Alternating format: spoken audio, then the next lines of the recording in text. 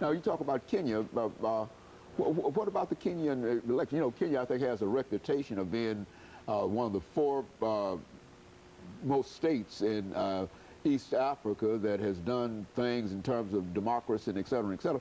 But we see some of the problems in Kenya now that tend to indicate that somebody said that if a regime has been in power for 8, 10, 12, 15 years, then there's no prospect of having any kind of democracy. Speak to that. I mean, how is that?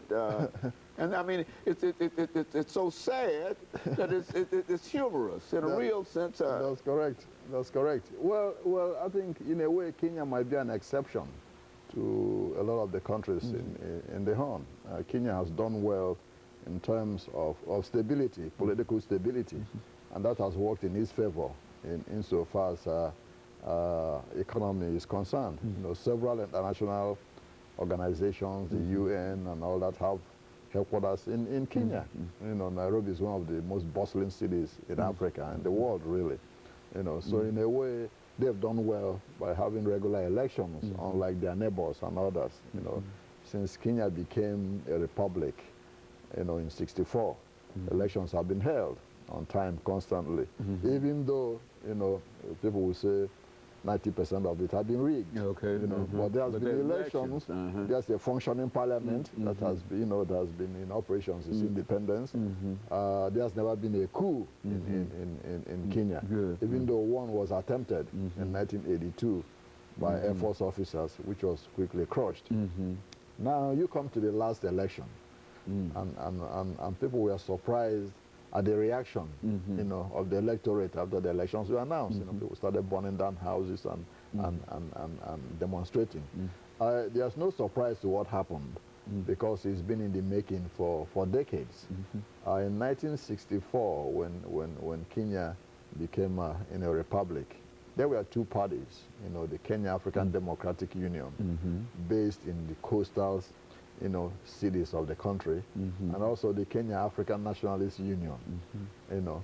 So what happened, the difference between the two was that the KADU, the Kenya African Democratic Union, was supported by most of the minority ethnic groups in Kenya because they wanted federalism instead of a central authority because of their ethnic status, so that they could have autonomy in the areas. The Kenya African Nationalist Union, headed by Jomo Kenyatta, said, no, we want, you know, a central authority government, and was supported by a majority of the Kikuyus and Luos and some others. So the KANU has been in power since then. And what happened was that through KANU, the Kikuyu ethnic group, which is about 20% of the population, has had a disproportionate representation, you know, in the government and the economy, etc., etc., to the resentment of the other ethnic groups, particularly the Luo ethnic group. Okay. In Kenya, 5 ethnic groups predominate: the Kikuyu, the Luo, the Kalenjin, the Lua, and the Kamba.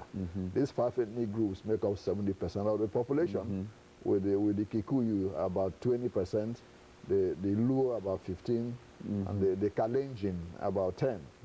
The last president before this was a Kalenjin, you know, Daniel Arap Moi, who stayed in power for almost 20 years. The current president, Mwai Kibaki, is Kikuyu. Okay. See, for long, the Kikuyu political class and the Luo political class have been struggling for power. The first vice president under Kenyatta was Ojinga Odinga, the father of the current, you know, the man who supposedly won this, Raila Odinga. He was implicated in that 1982 coup. His father fell out with Kenyatta over ideology, and his father was jailed. So he is Luo.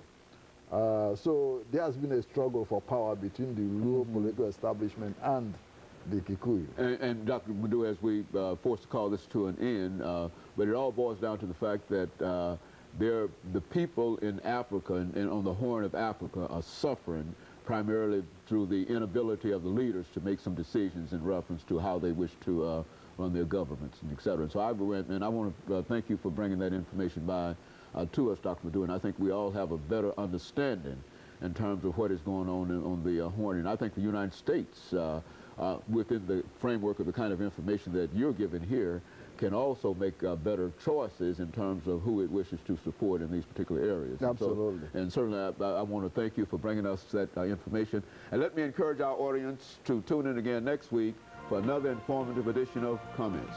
Thank you and good morning.